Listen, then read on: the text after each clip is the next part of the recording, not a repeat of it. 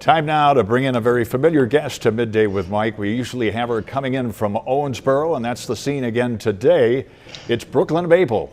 Brooklyn is the marketing director for Kentucky Legend. She's also a very talented cook, as many of you know. But today, Brooklyn's talking about Oink for Owensboro. Brooklyn, it is good to see you. How'd this concept or project come about? You know, it all started back in 2017. We had seen pigs all over, or not pigs, excuse me, there were horses in Lexington, and then they also had pigs in Cincinnati for the big pig gig. And honestly, I was just like, we are Kentucky Legend. We should be incorporating these really cool statues throughout the community.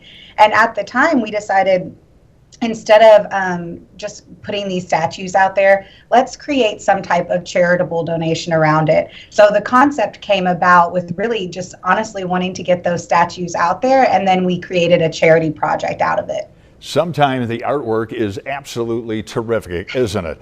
And Yes. Who creates these paintings? You know, the great part about the project is that whichever company chooses to buy essentially a pig in which they're donating $5,000 to a nonprofit, they get to pick their painter. So we've been blessed enough to have Aaron Kaiser do them. We've had some of the students at Estes paint them. We've had some of the great individuals at Puzzle Pieces. Austin Casebolt, a local artist, has been painting some. So essentially, it's been a ton of different artists all over the community who have been involved in the project. Tell us right now, there are pigs literally all over the city, the great city of Owensboro. Where are some of them located, and how long do they remain there, Brooklyn? Great question. So we have it on our website, KentuckyLegend.com, Oink for Owensboro. You can see the full list of where all 20 pigs are located. Right now, if you were just wanting to go on a walk and see them, you're going to see a ton of them downtown Smothers Park, the Owensboro Convention Center. You can see them at the Judicial Building. Some of them are back with their company. So maybe you might see one outside of Greenville Chisholm.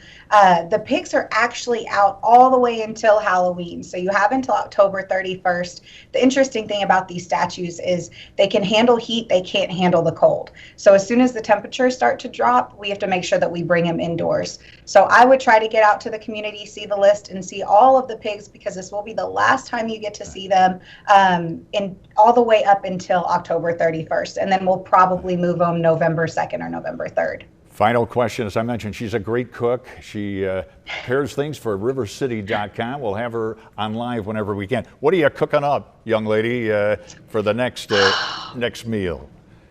Okay, so we just did one recently, which was like Brussels sprouts with ham. We have some other ones coming up for August, but we are pitching all of our concepts for the holiday season this year. So from October to December, you have to check out Legendary Cooking on River City Weekend, because we are coming up with some really exciting recipes. Anything from a pumpkin and turkey panini to a cherry ham glaze that will make your entire family ask you exactly where you got the recipe. So we're really excited about the holiday season this year. Everyone's been at home, everyone's been cooking, and honestly, I think if I've ever honed my skills, it has been the last few months. So check out River City Weekend and those recipes. Brooklyn Maple, always great to talk to you. Good luck with Oink for Owensboro. Thank you. You got it. And Midday with Mike continues right after this.